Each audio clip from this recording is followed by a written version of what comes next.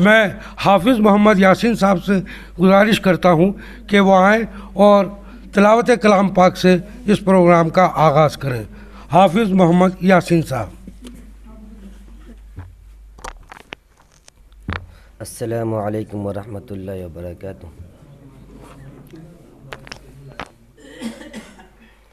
वजाऊ अला क़मीसिही बिदमिन कज़िब क़ाल बल सव्वलत लकुम अन्फुसुकुम अम्रा फसब्रुन जमील वल्लाहुल मुस्तआनु अला मा तसिफून वजाअ सय्यारतु फअरसलू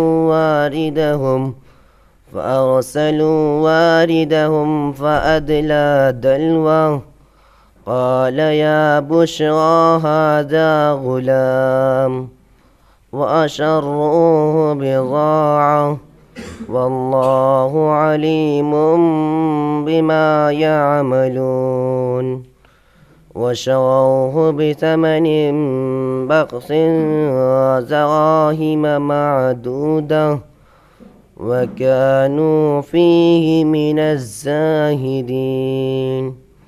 सदक़ल्लाहुल अलीम।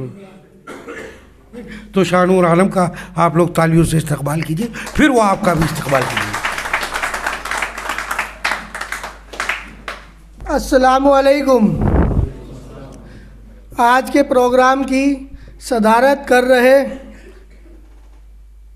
मौलाना अब्दुल सत्तार कासमी साहब का मैं तहे दिल से शुक्रगुज़ार हूँ कि वो प्रोग्राम में आए और उनका शुक्रिया अदा करता हूँ और इस्तकबाल करता हूँ। और हमारे ऑल इंडिया सदर जनाब अब्दुल सलाम साहब का प्रोग्राम में शिरकत करने के लिए मैं तहे दिल से इस्तकबाल करता हूँ। मौलाना मुफ्ती आमिर काज़मी साहब जो स्टेज पर तशरीफ़ रखते हैं, मैं उनका इस्तकबाल करता हूँ। और जनाब ऑल इंडिया जमात-उर-राइन के उपाध्यक्ष हमारे कमरुज़्ज़मा साहब जो लखनऊ से तशरीफ़ लाए हैं, मैं उनका इस्तकबाल करता हूँ। जनाब हामिद अली अख्तर साहब का मैं इस्तकबाल करता हूँ। जनाब चौधरी असलम साहब जो दिल्ली में सोशल वर्कर हैं, मैं उनका इस्तकबाल करता हूँ। और ऐसे ही बहुत सारे नाम जो यहाँ मजमे में मौजूद हैं, उन सब का मैं बारी बारी नाम लूँगा तो बहुत ज़्यादा लंबा वक्त हो जाएगा। हर एक जो दिल्ली में रहने वाला अराइन बिरादरी का शख्स है और आज इस प्रोग्राम में आया है, मैं उनका तहे दिल से, दिल की गहराइयों से ऑल इंडिया जमात-उर-राइन की तरफ से, दिल्ली जमात-उर-राइन की तरफ से तहे दिल से इस्तकबाल करता हूँ। आइए हजरात, मैं सबसे पहले मुकर्रर, क्योंकि माशाल्लाह आप मुफ्ती भी हैं और इमाम ख़तीब भी हैं पीजी मस्जिद जामिया हमदर्द के, मैं मुफ्ती अमीर कासमी साहब से दस्तबस्ता दरख्वास्त करता हूँ कि वो आएँ और इजहार ख्याल फरमाएँ। नहमदुहु व नुसल्ली अला रसूलिहिल करीम अम्मा बाद फ़अऊज़ु बिल्लाहि मिनश शैतानिर रजीम बिस्मिल्लाहिर रहमानिर रहीम इक़रा बिस्मि रब्बिकल्लज़ी ख़लक़ सदक़ल्लाहुल अज़ीम।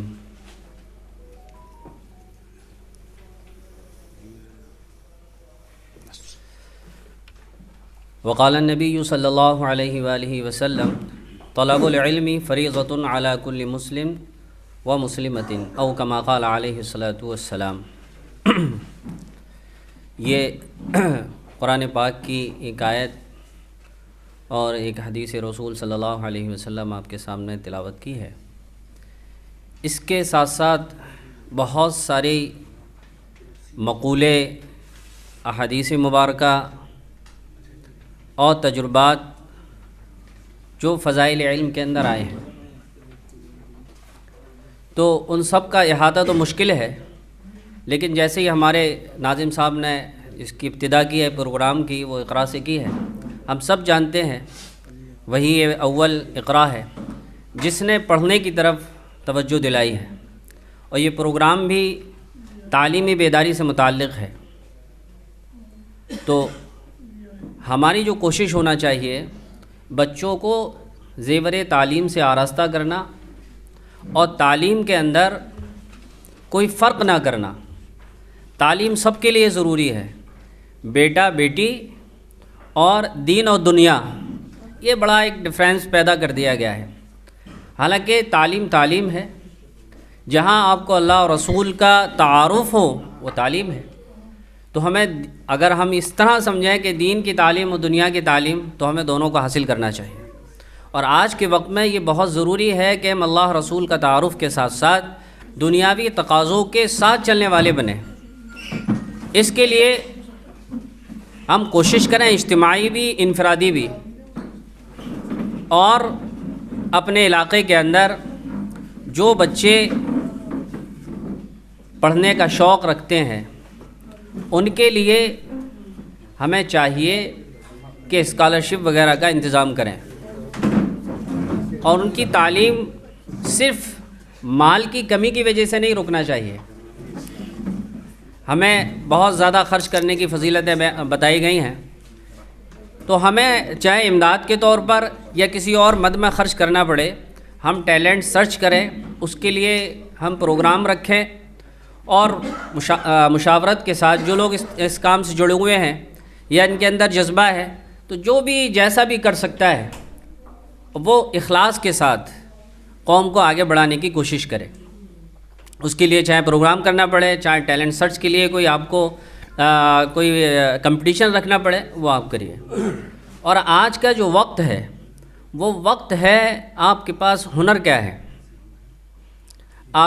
मैं थोड़ा सा इसको और वाज़ेह कर दूं, BA BSc वगैरह और एक साइंस स्ट्रीम वगैरह। हमारे बच्चे जो स्कूल कॉलेज में जा रहे हैं उनको बड़ा मुश्किल होता है कि हम किस स्ट्रीम में जाएं, हम साइंस में जाएं, कॉमर्स लें या हम आर्ट में चले जाएं। जो बच्चे आर्ट में जा रहे हैं उनके पास विज़न नहीं होता कि हम BA BSc MA करने के बाद मास्टर कर लिया, अब हम क्या करें। उम्र हो जाती है, वसाइल नहीं होते, नौकरी की तलाश है।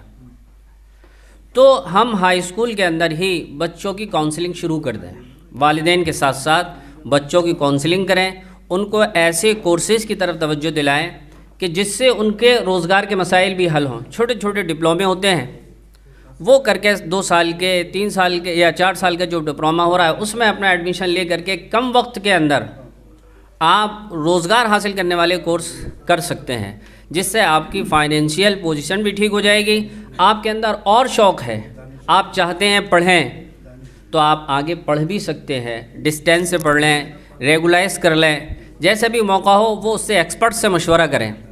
बहरहाल ये प्रोग्राम जो हुआ है, तमाम प्रोग्राम के कन्वीनर और इसमें हिस्सा लेने वाले आप तमाम हजरात, इस प्रोग्राम को ऑर्गेनाइज़ करने वाले, तब सभी का मैं बेहद शुक्रगुज़ार हूँ जिन्होंने यहाँ मुझे बोलने का मौका दिया।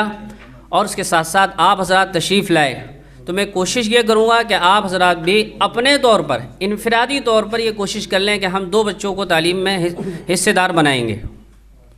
अपने बच्चे, पड़ोस के बच्चे, बाहर के बच्चे, ख़ानदान के बच्चे, तमाम बिरादरियों को मैं देख रहा हूँ, वो बिरादरियाँ अपने बच्चों का टैलेंट सर्च करने के लिए काउंसलिंग कराती हैं, उसके प्रोग्राम्स कराती हैं, बड़े बड़े एक्सपर्ट्स को बुलाती हैं, इंटेलेक्चुअल को बुलाती हैं, प्रोफेसर को बुला रही हैं, कहीं प्रिंसिपल को, मास्टर, सबको बुला करके अपने बच्चों के अंदर वो टैलेंट सर्च करा के उनकी रहनुमाई करते हैं। फिर वो बच्चे उसी स्ट्रीम में जाते हैं। लेकिन राइन बरादरी इस मामले में थोड़ी पीछे है। हमारा टैलेंट है, हम ऐसे नहीं है कि हमारे पास तालीम ना हो। हम तालीम में जब देखते हैं तो हर जगह अपने आप को पाते हैं, लेकिन बिखरे हुए हैं। तो इसको हमें समेटना है, एक दूसरे से ताल्लुक़ रखना है, चाहे हम दिल्ली में रह रहे हैं या दिल्ली के किसी ख़ास इलाके में हैं या मुल्क के किसी हिस्से और शहर के अंदर है। तो हमें अपने आप को जोड़ना है, और जोड़ने के लिए ये बेहतरीन प्लेटफार्म है जमीयतुर्राईन का। और इसमें एक बहुत छोटी सी दरख्वास्त मेरी ये है, शायद माइक बंद, आवाज़ आ रही है आप लोगों को? चलिए, तो मैं इसमें सभी से 10 बस्ता अर्ज़ करूँगा, बिरादरी का फ़र्द होने के नाते, बिरादर क्या एक बच्चा होने के नाते मैं आपसे अर्ज़ करूँगा कि मसला बड़ा ये आ जाता है कभी कभी, ये कौन सी जमात है, हम भी कंफ्यूज हो जाते हैं, ये फ़लाँ जमात है, ये फ़लाँ जमात का हिस्सा है। तो हम एक जमात या कोई जमात हो, दिल्ली जमीयतुर्राईन, ऑल इंडिया जमीयतुर्राईन वगैरह, इसके अलावा भी हमारी तंजीमें हैं, ये सब हमारी तंजीमें हैं। अगर कोई एक काम को आगे ले करके चल रहा है, हमें उसके पीछे चलना चाहिए, उसके साथ चलना चाहिए, उसका साथ देना चाहिए। ये मेरी गुजारिश है। और जो है इसमें अगर कहीं कुछ ऐसा लगता है कि क़ील व क़ाल की गुंजाइश है, कहीं किसी से कोई चूक हो रही है, तो उसको साइड में कोने में बुला करके समझा दें कि बता दें भाई इसको इस काम को इस तरह करना है। और मैं उम्मीद करता हूँ उसकी समझ में भी आ जाएगी बात। उसको व्हाट्सएप पर और सोशल मीडिया पर ना डाल के, तो उससे कन्फ्यूज़न बहुत हो जाता है। मैं भी कन्फ्यूज़न का शिकार हो जाता हूँ। कोई भी काम करें, सब मिल के करें, सब उसका साथ दें। मैं जिस तरह कर सकता हूँ मैं भी हाजिर हूँ आप हज़रात के सामने। साबिर साहब हैं, सबसे गुजारिश करूँगा मेरे लायक कोई खिदमत हो, मैं इंशाअल्लाह हाजिर हूँ। अल्लाह ताला कबूल फरमाए। मालैना। मैं चाहता हूँ कि आप लोग ज़ोरदार तालियों से इनके इस्तकबाल कीजिए।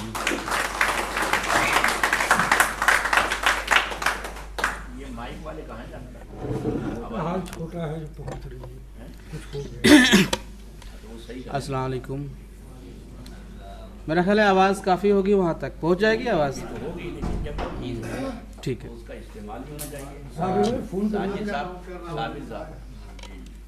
कर लो सही।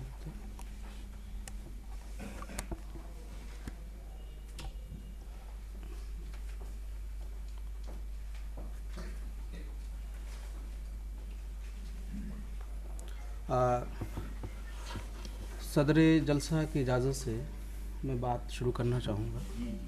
तमाम हाज़रीन, जिसमें हमारे सदर जनाब मौलाना अब्दुल सत्तार कासमी साहब, हमारे मेहमान खुसूसी जनाब एडवोकेट अब्दुल सलाम साहब, मुफ्ती आमिर कासमी साहब, कमरुज़्ज़मा राइन साहब और तमाम हाज़रीन, आज हम लोग जिस उन्वान के तहत यहाँ जमा हुए हैं, वो दिखने में तो लग रहा है कि सब जगह ऐसी बातें हो रही हैं। ठीक है,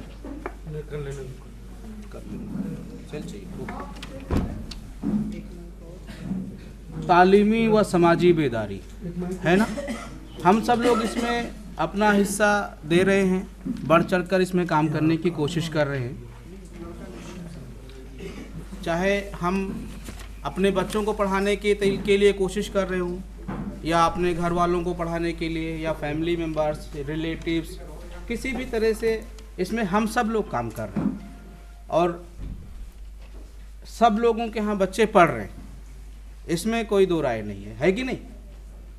लेकिन जिस बैनर तले हम यहाँ इकट्ठा हुए हैं, उस बैनर तले हमें ये बात देखने की ज़रूरत है कि जब हम यूनिवर्सिटीज़ में आते हैं, कॉलेजेस में आते हैं, या जब कहीं अपने समाज का आदमी, सब हमारे समाज के लोग हैं, उससे भी अगर नीचे हम बात करने की कोशिश करें, कि अगर हम उसको बिरादरी के कंसेप्ट में देखने की कोशिश करें, तो कहीं ना कहीं गुमनामी की सिवा कुछ नहीं मिलती है ना।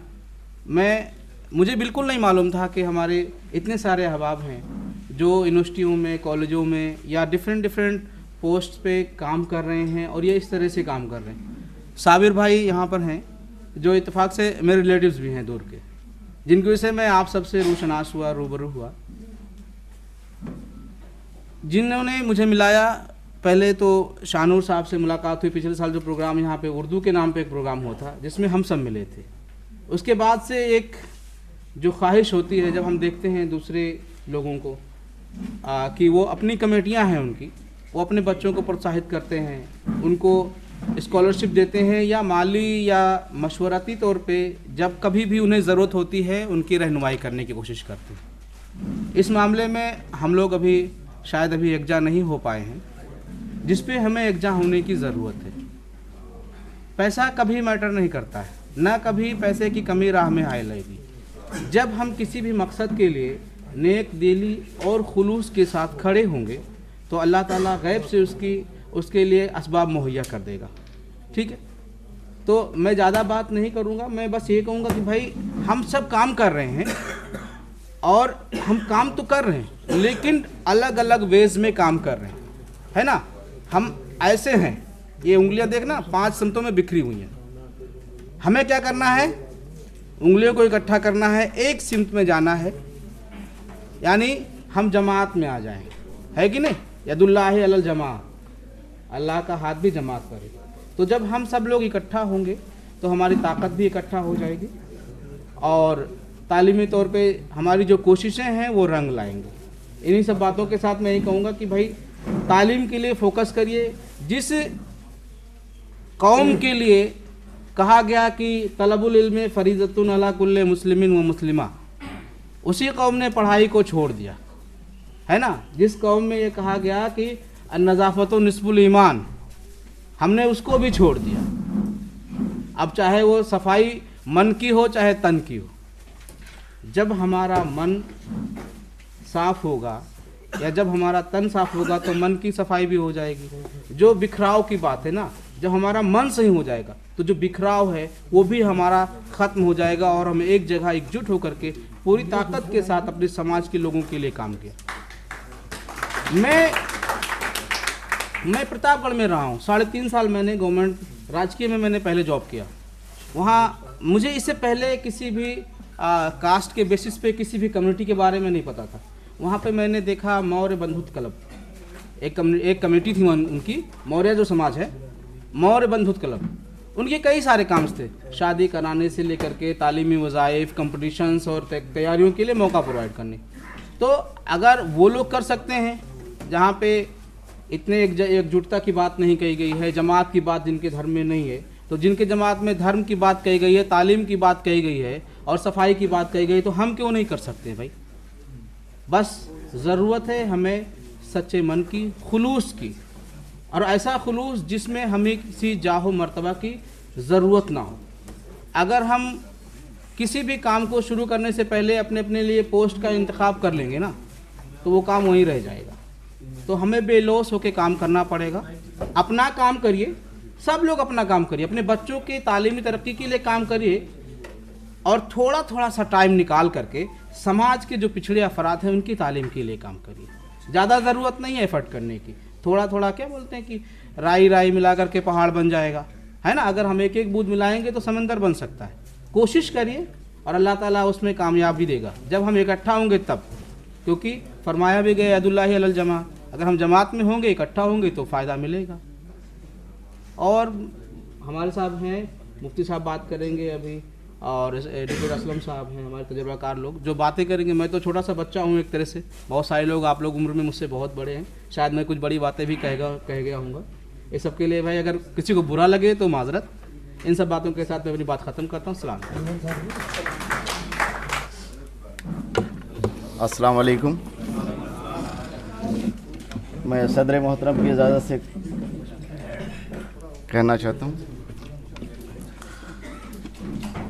दोस्तों आज बड़े खुशी का मौका है कि दिल्ली जमीयत-उर-रहमान ने इस महफ़िल का एहतमाम किया, और सबसे ज़्यादा खुशी इस बात की है कि ये सिर्फ़ एक बिरादरी के नहीं बल्कि बच्चों के तालीम सभी के लिए है, इंसानियत के लिए है।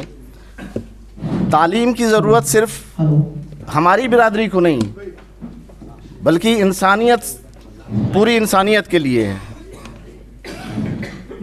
एक छोटा सा शेर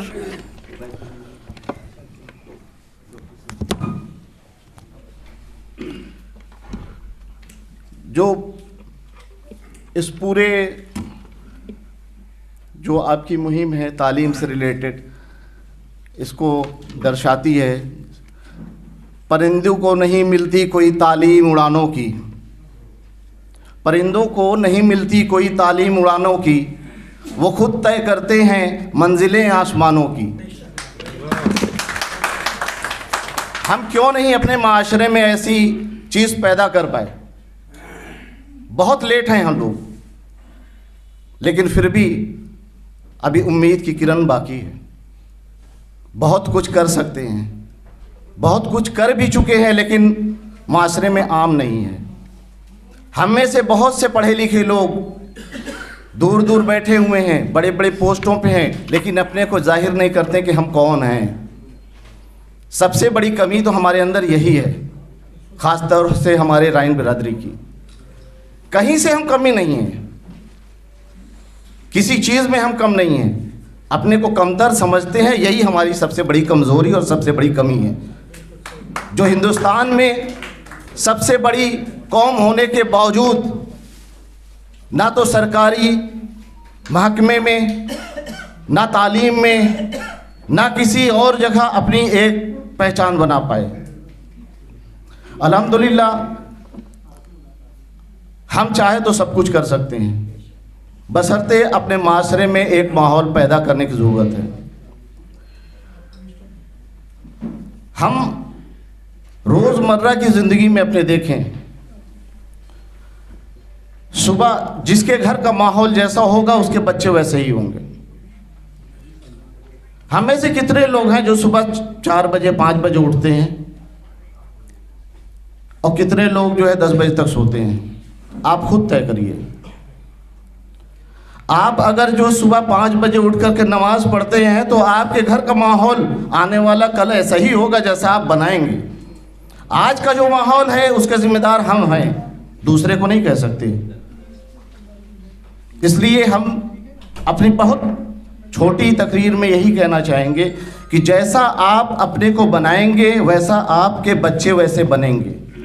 आपके बच्चों को अगर तालीम की ज़रूरत आपको दिख रही है तो आप भी बनने की कोशिश कीजिए। सबसे पहले आप अपने घरों को सुधारने की कोशिश कीजिए, अपनी रोज़मर्रा की ज़िंदगी को सुधारने की कोशिश कीजिए। जो लोग सुबह 10 बजे तक 9 बजे तक सोते हो उस चीज़ को सुधारने की कोशिश कीजिए। आपके बच्चे वही देख करके पढ़ेंगे, वही देख करके आगे बढ़ेंगे। हमने जो शेर पढ़ा, परिंदों को नहीं मिलती कोई तालीम उड़ानों की, वो खुद तय करते हैं मंजिल अपनी आसमानों की। हम वही चीज़ पैदा करना चाहते हैं। आप सबसे हम यही दरख्वास्त करते हैं कि पहले अपने अंदर के जो जज्बात हैं उनको आगे लाइए।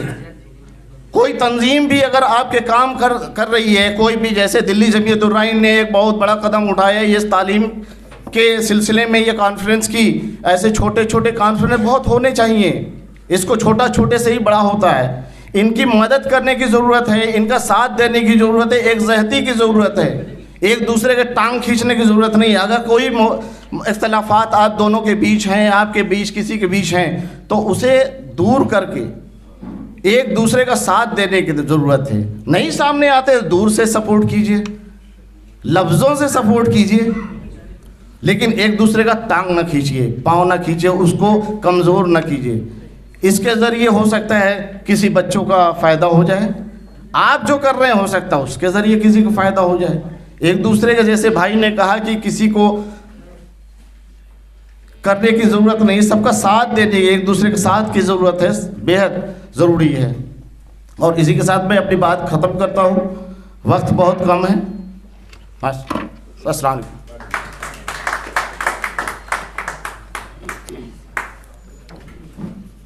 बहुत बहुत शुक्रिया। और हम चाहते भी यही हैं कि जितना मुख्तसर बोला जाए, क्योंकि हमने जो सबके लिए 1 घंटे का टाइम रखा है वो हमारा बच जाएगा अगर हम लोग इसी तरह चलते रहे।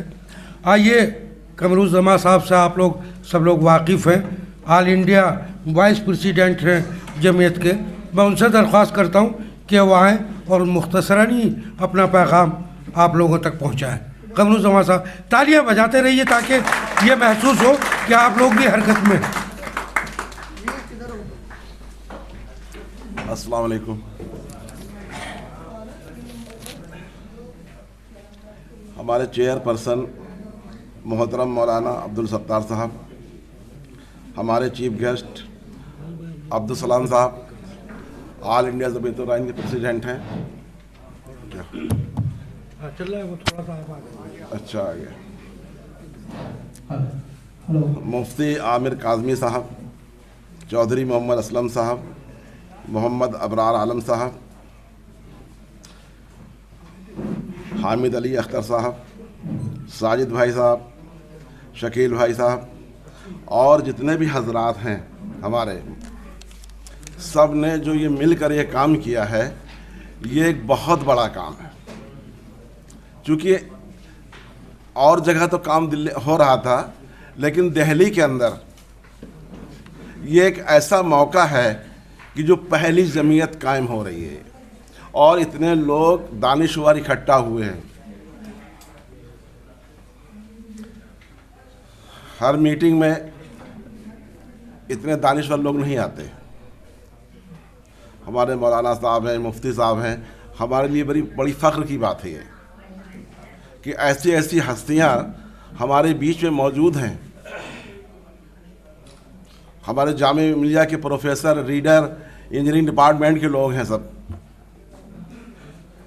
यही लोग हमको आगे बढ़ाएंगे, हमारे बच्चों को आगे बढ़ाएंगे।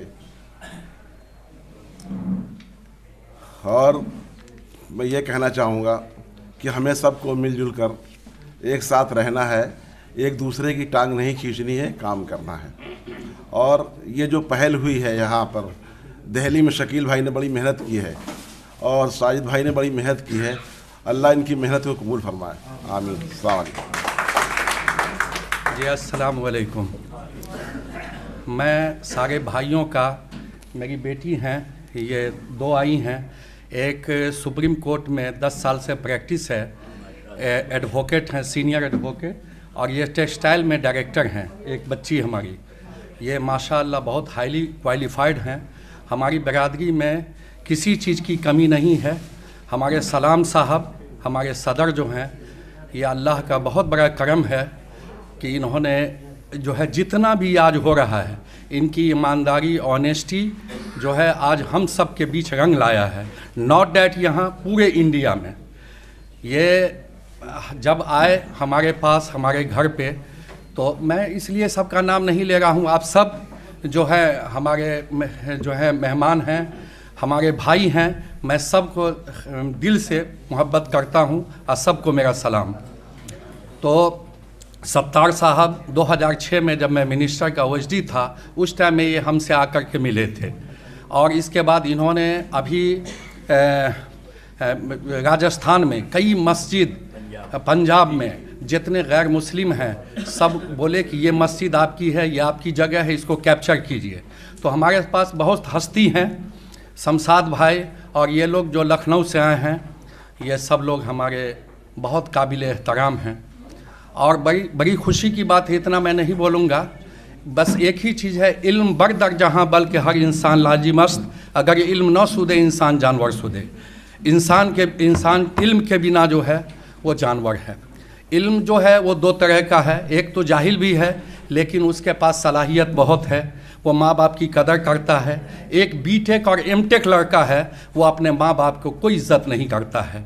दिल्ली जैसे जगह में अपनी वाइफ को हैप्पी कट बाल कटा करके घुमाता है, माँ उसकी भूख मरती है गांव में। ऐसा भी औलाद है, लानत है ऐसे औलाद पे, वो ज़िंदगी में कभी राइज नहीं करेगा। और अभी हमारे बीच डॉक्टर, इंजीनियर जो आपको सफदरजंग हॉस्पिटल में है, ये सायरा बानो आई हैं, ये सीनियर एडवोकेट हैं 30 हजारी कोर्ट में बिरादरी की। तो आपके पास इल्म भी है, आपके लोग बहुत हैं, छुपे हुए हैं, आप लोग उभर के आइए। और बहुत अच्छी बात इन्होंने कहा, तंजीम हम लोग जितने बने हैं सबको अभी मैं तोड़ूंगा इंशाअल्लाह। आप लोग एकदम हाथ मिलाइए, एक साथ चलेंगे सारे तंजीम को लेकर के, ठीक है। बहुत तंजीम बन गई, कोई बात नहीं है।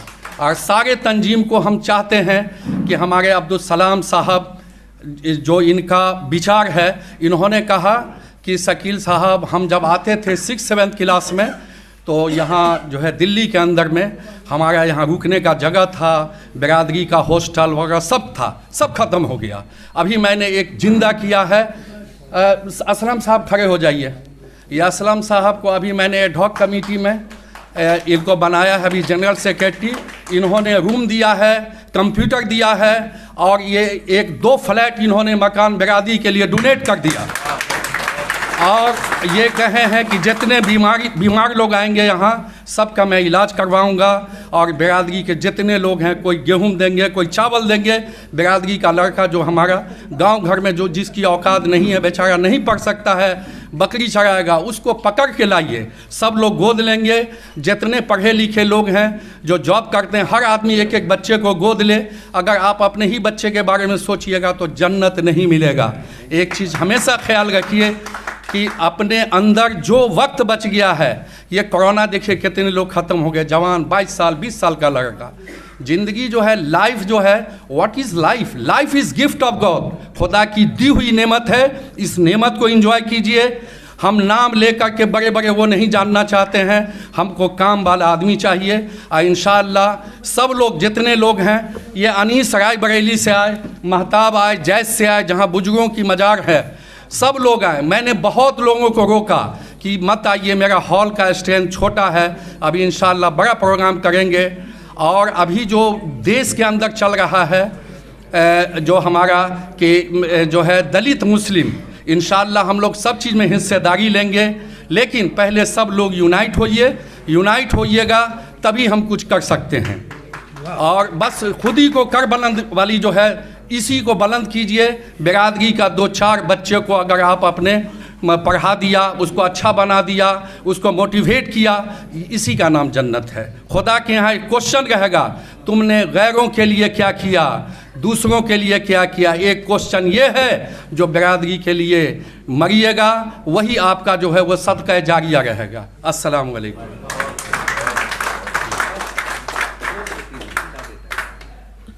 बिस्मिल्लाहिर्रहमानिर्रहीम। ला युगय्यरू बिकौमिन हत्ता युगय्यरू मा बिअनफुसिहिम। अल्लाह ताला ने कुरान में एक वाज़ेह पैगाम दिया है कि कोई भी कौम जो खुद अपनी हालत नहीं बदलना चाहेगी तो अल्लाह ताला उसको कभी नहीं बदलेगा। अल्लाह ने आज मौका दिया है, चाहे ये हमारे मोहम्मद असलम साहब हैं, शकील भाई हैं, छोटे पैमाने पे ही सही, बहुत से ऐसे लोग हैं जिनका नाम सामने आ नहीं सका, उनकी दरपर्दा पीछे कोशिश रही, उन्होंने लोगों को इकट्ठा किया। आज ये छोटी सी महफिल है, लेकिन ये कल को यही बड़ा समंदर बन जाएगी। हमारे जुनू का है जो ज़रूर नतीजा निकलेगा, इसी सियाह समंदर से नूर निकलेगा। हम लोग की जो कोशिश है इंशाअल्लाह रंग लाएगी। आज इन्होंने इकट्ठा किया, मैंने यही जामिया से ग्रेजुएशन किया हुआ है और नदवे से भी आलिमत किया हुआ है, लेकिन कभी ऐसा इत्तेफाक नहीं हुआ। दिल्ली में हम घूमते हैं, आज़ादपुर में हमारा होलसेल का कारोबार है, हमारे जनाब चौधरी असलम साहब का भी प्रोग्राम है। अल्लाह ने माइशत के एतबार से यहाँ से काफ़ी लोग अच्छे खासे मतलब खुशहाल घराने से हैं, तो हम लोग भी उसी में से हैं। लेकिन सबसे बड़ी एक परेशानी है कि यहाँ कोई भी आदमी अपनी बिरादरी को बताने से शर्माता है। वो ये बतानी नहीं चाहता कि मैं किस बिरादरी से हूँ या किस ख़ानदान से हूँ। क्यों? क्योंकि हम तालीम में पीछे हैं। तालीम में पीछे होने की वजह से हम जाहलियत में हमारा ज़्यादा टाइम गुजरा है। लेकिन हम जब कोशिश करेंगे, एक बहुत अच्छी जगह हम बैठे हुए हैं और ये तालीम का गढ़ है, अल्लाह ताला ने हमें यहाँ इकट्ठा किया है। इंशाअल्लाह इस कोशिश का नतीजा ज़रूर निकलेगा और हम मिलजुल कर इंशाअल्लाह जब बेड़ा उठाएंगे तो इसका आखिर अभी बहुत दूर तक जाना है और बहुत दूर तक जाना है इंशाअल्लाह। उसके लिए हमें कोशिश भी करना होगी, एक दूसरे का साथ देना होगा। अल्लाह ताला ने कुरान शरीफ में फरमाया है कि हमने तुमको अपने कबाइलों में और बिरादरियों में बांट दिया, ख़ानदानों में बांट दिया, इसलिए नहीं कि वो दीवारें बन जाए, बल्कि इसलिए कि तुम एक दूसरे को पहचान सको, एक दूसरे को हेल्प कर सको। हमारी कोशिश ये होगी कि ये बिरादरी दीवार न बने, बल्कि एक दूसरे की मददगार बने। हमारी ये बिरादरी हर एक के बीच में, चाहे वो सिर्फ इस्लाम का नाम लेवा हो या इंसानियत के नाम में गैर मुस्लिम भी अगर आता है, तो हमें अपना इतना दायरा बढ़ाना है और हम उसमें सच्चा में, हमारे पास इतने ज़राए हैं, इतने वसीले हैं, अगर हम चाहेंगे तो एक बड़ी तंजीम बना के, जिस तरह से सिख लोग करते हैं, हम इस्लाम के नाम पे, फिर दोबारा बिरादरी के नाम पे हम खुले आम इंशाअल्लाह उनकी मदद करेंगे।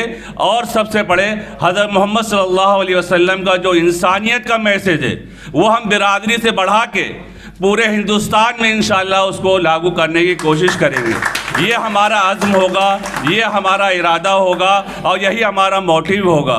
हम बिरादरी में कैद ना रह के, इंशाअल्लाह ये शुरुआत है बिरादरी के नाम से, लेकिन हम बिरादरी वाले पूरे हिंदुस्तान को इंशाअल्लाह एक ऐसा रोशनी का मीनारा दिखाएंगे कि वो हम लोग की तरफ मदद देखे और हम हर एक लोग की मदद करने के लिए इंशाअल्लाह तैयार रहेंगे। खुदा हाफिज़।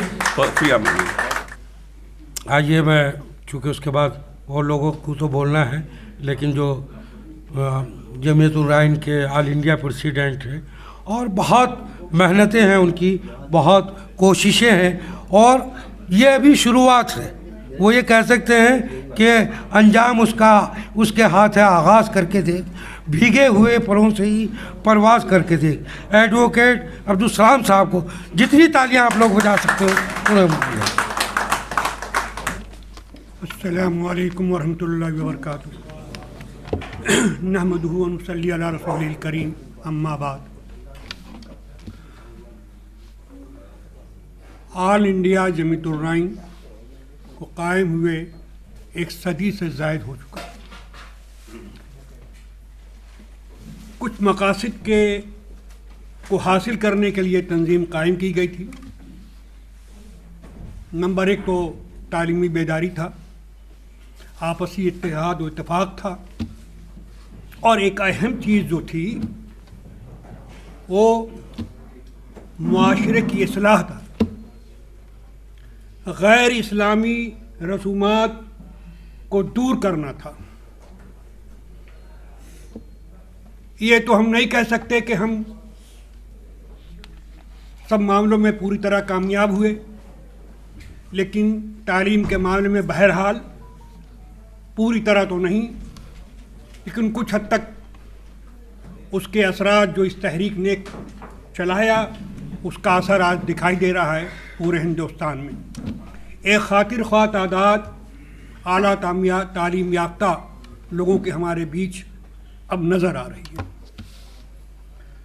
अभी अनवर साहब ने एक बात कही थी कि अल्लाह ने इंसानों को कबीलों में बांटा सिर्फ इसलिए कि उनकी शनाख्त हो चुके, एक दूसरे को पहचान सकें कि किसका ताल्लुक़ किस कबीले से है। लेकिन वक्त गुज़रने के साथ जो बुराइयां समाज में, मुआशरे में आईं, जिसकी निशानदही पर हुज़ूर अकरम सल्लल्लाहु अलैहि वसल्लम ने आखिरी खुतबे में ख़ास तौर से वादा किया था कि एक अरबी को एक हबशी पर, एक हबशी को एक अरबी पर, एक काले को एक गोरे पर, एक गोरे को एक काले पर कोई फजीलत नहीं है सिवाय इसके कि जो तकवा में आला हो। ये हुजूर का आखिरी खुतबा था।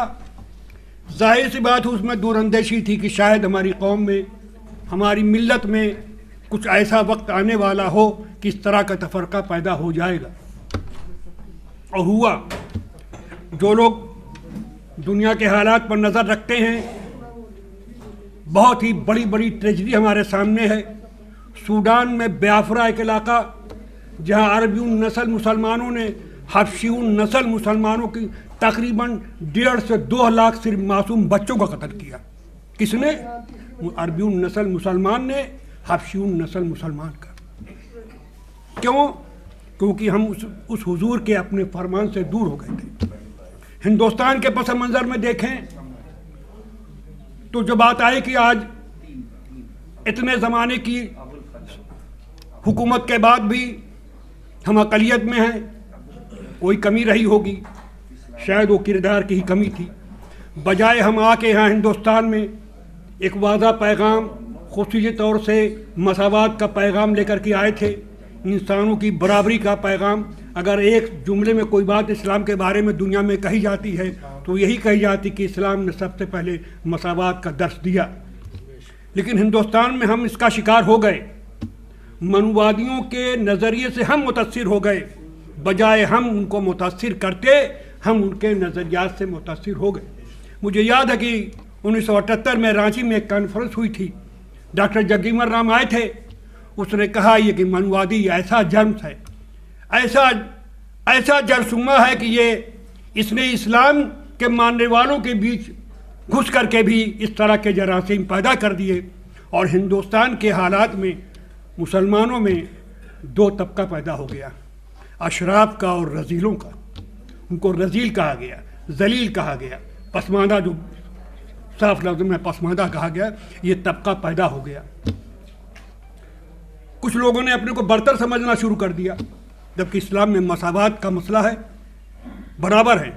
अल्लाह का शुक्र हमने कभी किसी को, हम अब सबको बराबर मानते हैं, लेकिन हालात ने एक बैकवर्ड क्लास पूरी तरह से हिंदुस्तान में पैदा कर दिया।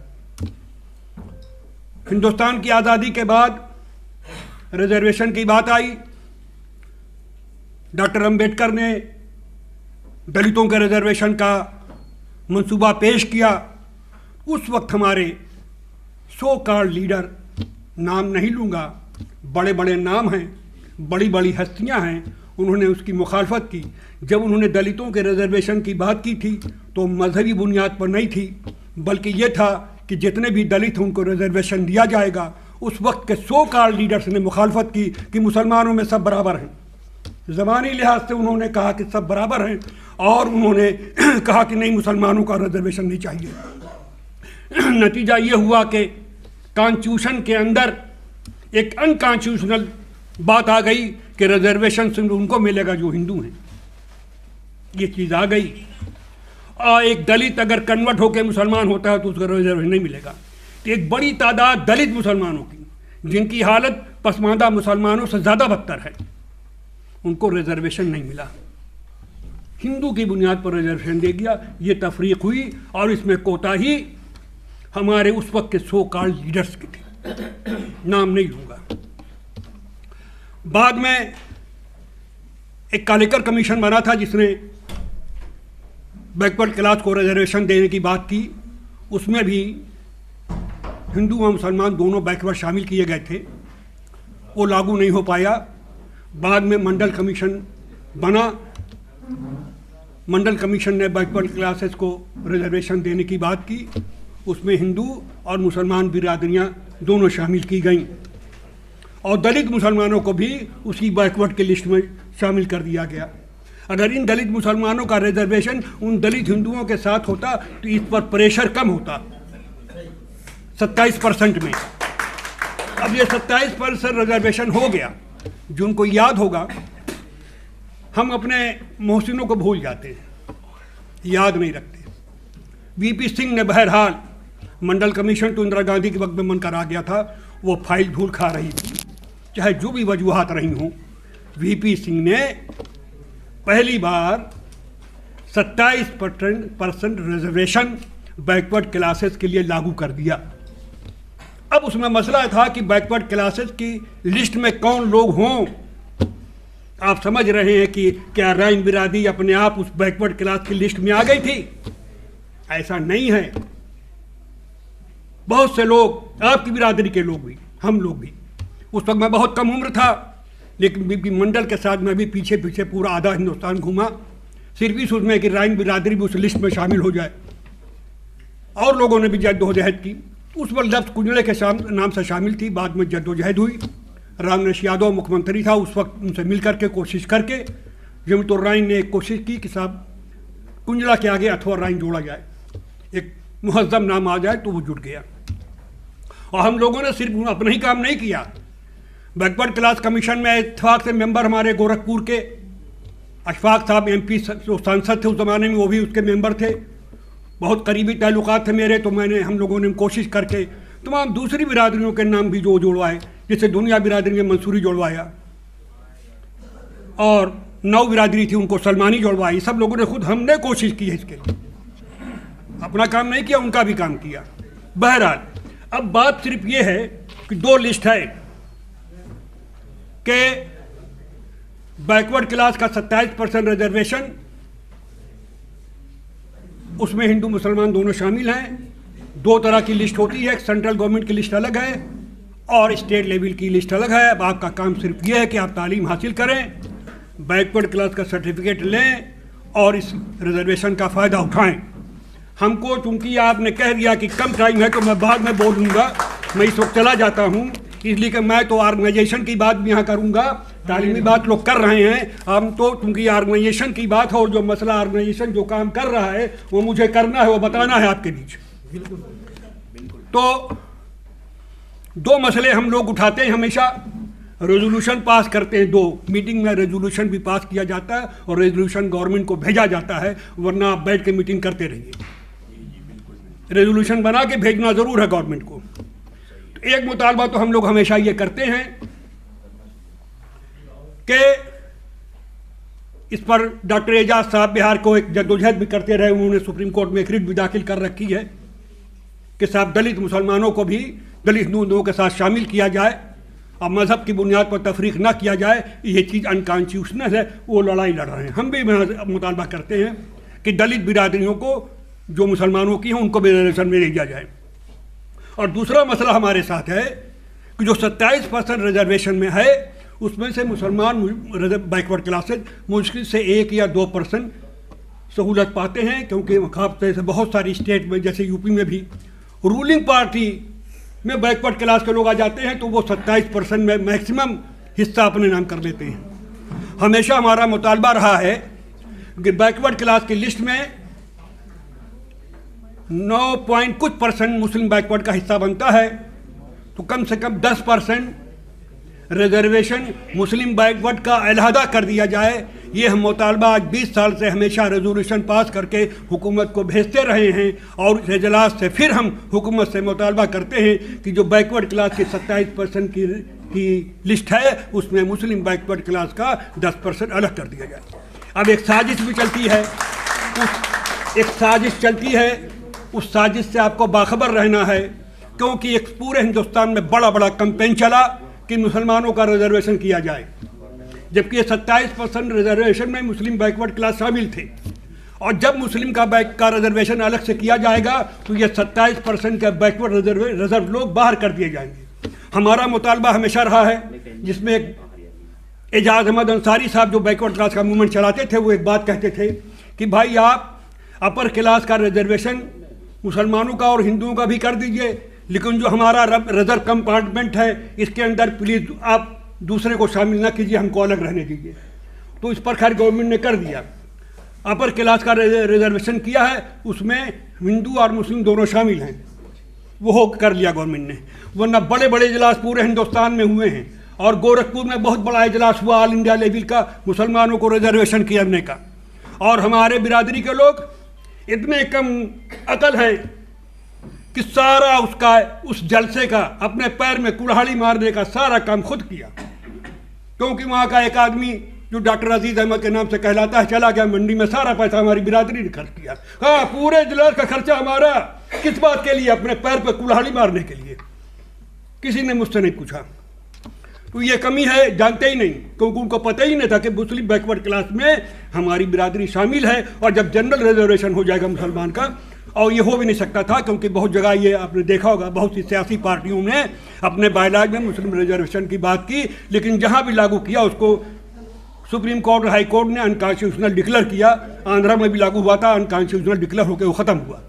ये सब जानना ज़रूरी है आपको, ये हालात हैं, इसको नहीं जानिएगा तो आगे का आप अपना मंसूबा नहीं बना पाइएगा।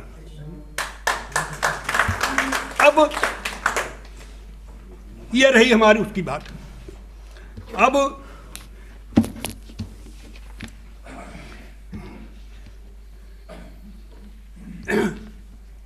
ये ऑल इंडिया जमीयत-उर-रहमान पूरे हिंदुस्तान में की नुमाइंदा तंजीम है, काम कर रही है। हमने चाहा कि दिल्ली इतनी बड़ी आबादी है, बहुत सारे लोग पूरे हिंदुस्तान से आकर आबाद हैं इस दिल्ली में मरकज़ी जगह पे, और यहाँ अगर तंजीम मजबूत हो जाएगी तो उसका मैसेज पूरे हिंदुस्तान में जाएगा, और इसका असर भी पूरे हिंदुस्तान में पड़ेगा। अपने तमाम काम के लिए लड़के तालीम हासिल करने के लिए, दूसरे मकासद को हासिल करने के लिए दिल्ली का रुख करते हैं। उनको एक मरकज़ यहाँ चाहिए ऐसा जहाँ वो आ सकें, उनको हर तरह की इमदाद हो जाए, उनको गाइडलाइन दे दी जाए, ज़रूरत पड़ने पर उनकी मदद हो जाए, वो फ़ौरन चले आए कि वहाँ जा रहे हैं, हमारा हमको RSS ने अपना हेडक्वार्टर बना रखा है। यहाँ पूरे हिंदुस्तान से RSS के स्पॉन्सर्स लोग आते हैं, यहाँ रहते हैं, उनका हॉस्टल है, पूरी ट्रेनिंग देते हैं। तो वो हर तरह का काम आ जाएगा, हमारा या ऑफिस या मरकज़ बन जाएगा तो ये हर तरह का काम आएगा, अब पूरे हिंदुस्तान में इससे हमारे बीच इत्तेहाद पैदा हो जाएगा।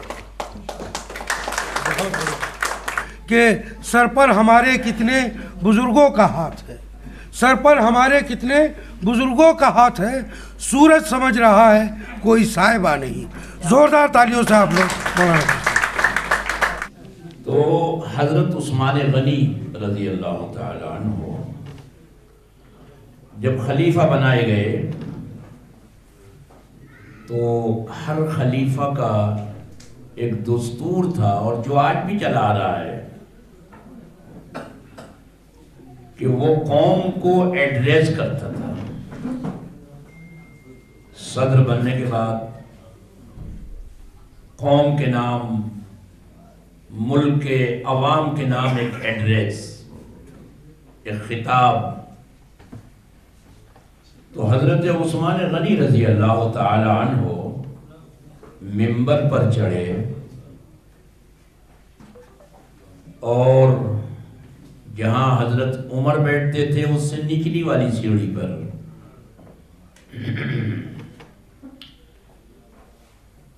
हजरत उस्मान गनी रजी अल्लाह ताला अन्हु बैठे और उन्होंने सिर्फ एक जुमला कहा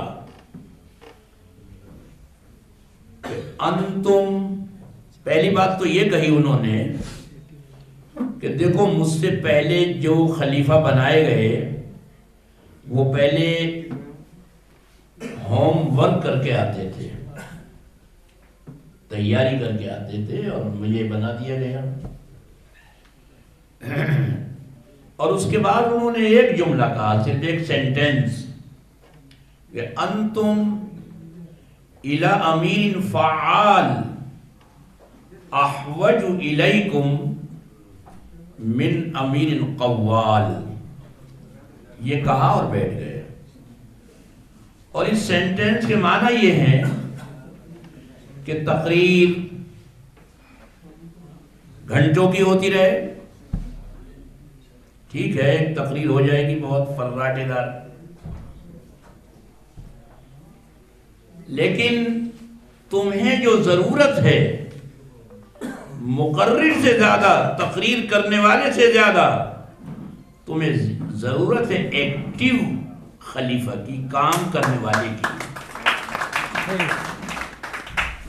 तुम्हें ज्यादा जरूरत वो एक्टिव की जरूरत है। भले तकरीर ना करे लेकिन वो एक्टिव हो, पूरी कौम को जोड़े। तो मैं ख़ास तौर पर अपने मुकर्रम दोस्त जनाब शकील साहब का शुक्रगुजार हूँ कि 2006 के बाद 2022 में इनसे मुलाकात हो रही है। दोनों ही भूल गए एक दूसरे के नंबर।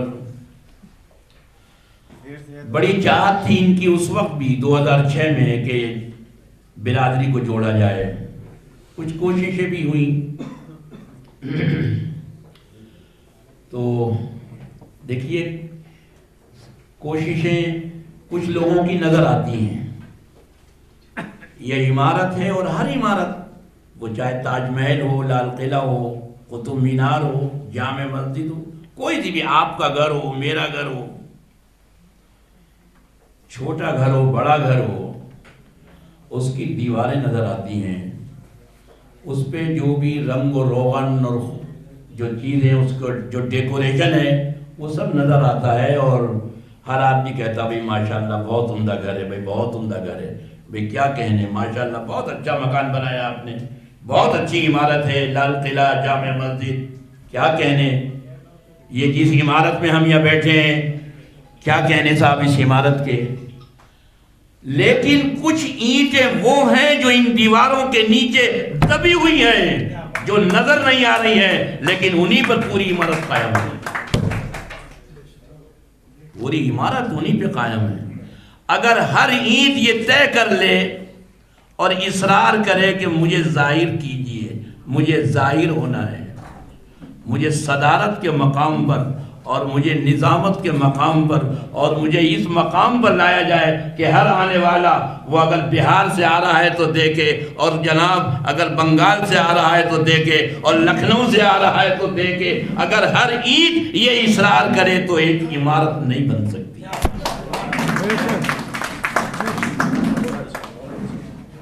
कुछ ईंटों को तो कुर्बानी देनी पड़ेगी और उन्हीं पर पूरी इमारत की बुनियाद होती है। बहरहाल ये बिरादरी का जो उन्वान है इस इजलास का, तालीमी और समाजी। तालीम वो तो इस उम्मत का वो तो इस उम्मत की पहचान है। नबी अकरम सल्लल्लाहु अलैहि वसल्लम जिस वक्त मक्के में आपकी नबूवत का ऐलान हुआ, 9 मिनट तो आप उस वक्त हो गए थे जब हजरत आदम का पुतला भी अभी तैयार नहीं हुआ था। लेकिन हलफ बरदारी, ताज पोशी, जब आप दुनिया में आए, 40 साल की उम्र हुई, गारे हीरा में फरिश्ता आया और वो 5 सेंटेंस जो हलफ बरदारी शपथ लेते हुए होते हैं, शपथ, एक एक सेंटेंस चीफ जस्टिस पढ़ता है और फिर उसको दोहराता है सदर जमहूरिया। एक एक सेंटेंस पढ़ा जिब्रील अमीन ने, इक़रा बिस्मि रब्बिकल लज़ी खलक़, आपने पढ़ा इक़रा बिस्मि रब्बिकल लज़ी खलक़। एक एक सेंटेंस आप पढ़ते गए, 5 सेंटेंस। अब आपकी हलफ बरदारी हुई और आपसे कहा गया कि आप जाइए और अब दावत दीजिए। उस वक्त, कहना ये, उस वक्त मक्के में सिर्फ 17 लोग थे जो लिखना जानते थे, लिखना पढ़ना जानते थे। पहला शख्स मक्के में जिसने लिखना सीखा वो अबू सुफियान का बाप हर्ब है। उसकी रिश्तेदारी यहूदियों के यहाँ हुई, तो जहेज में उन्होंने लिखना पढ़ना, कुछ हुरूफ जो है अलिफ से या तक जो थे वो सिखाए। वो पहला शख्स है हर्ब। फिर 17 लोग थे सिर्फ मक्के में जब नबी अकरम सल्लल्लाहु अलैहि वसल्लम ने ये पैगाम दिया। सिर्फ 17 लोग जो लिखना पढ़ना जानते थे। लेकिन इस्लाम ने, नबी अकरम सल्लल्लाहु अलैहि वसल्लम ने वो मुहिम छेड़ी तालीम की कि तलबुल इल्मी फरीदतुन अला कुल्li मुस्लिम, हर ईमान वाले को ये लाजिम कर दिया उस पर कि इल्म का सीखना फर्ज है। तलबुल इल्म फरीदतुन अला कुल्li मुस्लिम। मुस्लिमा उसके अंदर एडिशनल है, वो अपने आप आ जाएंगी, हदीस में नहीं है, रिवायत में नहीं है। तो इतना फरोग दिया आपने, इतना फरोग दिया और इस तरफ इतनी तवज्जो दिलाई कि जंग बद्र में, जबकि आपकी और पूरी कौम की माशी और इक्तिसादी हालात बहुत कमज़ोर थे, एक एक पैसे की ज़रूरत थी, आपने जो कैदी आए थे मक्के से और लिखना पढ़ना जानते थे, आपने ये कहा हमारे 10 बच्चों को लिखना सिखा दो। देखिए, लिखना असरी उलूम था, लिखना असरी उलूम में शामिल था। आपने उस तरफ तवज्जो दी कि भाई आप हमारे अगर 10 बच्चों को लिखना सिखला देंगे हम आपको छोड़ देंगे। 10 बच्चों को सिखा दीजिए, 10 बच्चों को सिखा दीजिए। पैसा भी ले सकते थे आप, पैसे की जरूरत थी, लेकिन भूखा रहकर, अपने बच्चों को भूखा रखकर आपने तालीम सिखाई बच्चों को, तालीम कौम को। उनमें हजरत ज़ैद इब्न साबित भी हैं जो सबसे बड़े उस वक्त उन बच्चों में शामिल थे जिन्होंने कुरान लिखा। नबी अकरम सल्लल्लाहु अलैहि वसल्लम की खत्तो किताबत वही करते थे। उन्होंने अबरानी ज़बान सीखी, सुरियानी ज़बान सीखी, 7 ज़बानें सीखी हैं हजरत ज़ैद इब्न साबित ने। तो आपने असरी उलूम की तरफ तवज्जो दी। ये तालीम का काफिला सैलाब की तरह चला। इस्लाम ने, कुरान ने, अल्लाह ने, रसूल ने इतनी गोया तवज्जो दिलाई इस कदर सैलाब की तरफ से, सैलाब की तरह, कि इस्लाम और तालीम एक सिक्के के 2 रुख बन गए। जितना तालीम पर जोर दिया है कुरान ने, इल्म पर जोर दिया है, एक लफ्ज में यूं समझा जा सकता है कि हलाकू ने जो बगदाद बर्बाद किया, वहां बगदाद में एक लाइब्रेरी थी। लाइब्रेरी क्या थी? एक पूरा शहर था। पूरा शहर था। उस दरियाए दिजला को, जिसे बहुत से लोग दजला बोलते हैं, उस दरिया को पार करने के लिए हलाकू ने जो फौजों को जो शहर में लाने के लिए उस बैतुल हिकमत जो लाइब्रेरी थी, जिसकी शुरुआत हारून रशीद से हुई है, उसकी कुछ किताबों को दरिया में डाला है। तो मुअर्रिखीन लिखते हैं कि लोग और कई कई सवारियां ऐसी आ रही थी, दरिया पट गया था उन किताबों से जो उस बैतुल हिकमत की कुछ किताबें थी। बाद में कुछ किताबें उनमें से निकाली गई जिसकी तादाद 40 लाख थी। एक एक लाइब्रेरी की कुछ किताबों से दरिया पट गए हैं। ये हाल था जबकि यूरोप अंधेरे में था, यूरोप अंधेरे में था। आपके यहां इल्म का गलगला था। अल्लाह ने कहा है कि वह आइद्दु लहुम मस्तताअतुम मिन कुव्वतिन, जो भी ताकत और कुव्वत और पावर है वो हासिल कीजिए। ताकत पैसे की भी है, वो भी कोशिश कीजिए, मना नहीं है, इस्लाम ने मना नहीं किया। जो 10 सहाबी हैं क्रीम, वो 10 जो अशरा मुबशरा हैं, उनमें से एक हजरत अब्दुर्रहमान बिन औफ भी है। उनकी बीवी का जो 8वां हिस्सा होता है, जब तरका तकसीम किया गया है तो सोना इतना था, इतना था, इतना था कि जो पत्थर तोड़ने के लिए कुल्हाड़ा आता है उससे सोना तोड़ा गया है। पैसा हो मना नहीं है, आपकी जेब में पैसा हो मना नहीं है, आपके बैंक में पैसा हो मना नहीं है, सिर्फ आपके दिल में पैसा ना हो ये मना है। तो जनाब, पावर चाहे हेल्थ की हो, अल्लाह के नबी सल्लल्लाहु अलैहि वसल्लम ने उस तरफ भी तवज्जो दिलाई। अल्लाह के नबी सल्लल्लाहु अलैहि वसल्लम ने अरब, या पानी नहीं है, रेगिस्तान है, आपने कौम को हिदायत दी कि तैराकी सीखें, तैराकी और निशाना लगाना सीखें। आपने हिदायत दी, मगर हम भूल गए, हम उस पैगाम को भूल गए।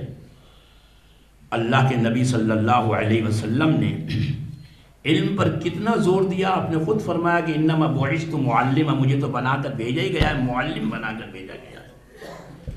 हज़रत सुफियान सौरी की एक बात नकल करके मैं बात को ख़त्म करता हूँ। अभी तो गाड़ी हाईवे पर भी नहीं आई, अभी तो गलियों से गुजर रही है। 15-20 मिनट लगते हैं फिर जाके वो हाईवे आता है। अभी तो गलियों से गुजर रही है जनाब। तो हज़रत सुफियान सौरी बड़े मशहूर बुजुर्ग हैं, बड़े आलिम हैं, मुहद्दिस हैं। उन्होंने फरमाया वैहकुम उतलुबुल इल्म, देखो नादानो इल्म हासिल कर लो, एजुकेशन इल्म हासिल कर लो। फ़इन्नी अखाफ, मुझे ख़तरा है, मुझे ये डर है कि अन यख़रुजल इल्मु मिन इंदिकुम, कि कहीं इल्म तुम्हारे पास से निकल ना जाए, कहीं इल्म तुम्हारे पास से निकल ना जाए। फयसीरा इला गैरिकुम, और वो गैरों के पास पहुंच जाए। इल्म तुम्हारे पास से निकल कर और कहीं गैरों के पास ना पहुंच जाए। फतजिल्लून, जलील हो जाओगे, बेकद्र बेकीमत हो जाओगे, कचरे की कीमत होगी, किसी भाव बिकेगा, उतनी तुम्हारी भी नहीं होगी। शानूर साहब और शमशाद आलम साहब और आए हुए सभी खुसूसी मेहमान और आए हुए सभी लोगों का मैं दिल से इस्तकबाल करता हूं और उनका शुक्रिया अदा करता हूं। उन्होंने अपना कीमती वक्त निकाल कर यहाँ पे आए। इस बात की बहुत बड़ी खुशी है कि शकील साहब ने दिल्ली के अंदर एक रोशनी दोबारा से जगाई है और एक इसके लिए इन्होंने काफ़ी मेहनत की है और हम लोगों को भी जोड़ा, और हम इसके अंदर जब तक हमारी हिम्मत ताकत अल्लाह ताला और दे, हम पूरे दिल से अपनी राइन बिरादरी के साथ हैं। और हमारे सभी बुजुर्गों ने सारी बातें तकरीबन कह दी हैं, वक्त कम है तो मैं 2 ही बातें कहना चाहूँगा कि सभी लोग अपने बच्चों को पढ़ाने पे और एजुकेशन देने पे सबसे ज़्यादा ध्यान दें, और उसके साथ साथ दीनी तालीम को भी ऊपर ध्यान दिया जाए। अगर किसी को कोई परेशानी होती है तो उसके लिए हम लोग हैं, और हमारी पूरी ऑल इंडिया जमातुल राइन और दिल्ली स्टेट राइन है, तो सभी लोगों का जी। और शकील साहब ने सभी लोगों को यहाँ पे जोड़ा है और काफ़ी कोशिश और मेहनत है इनकी जी है।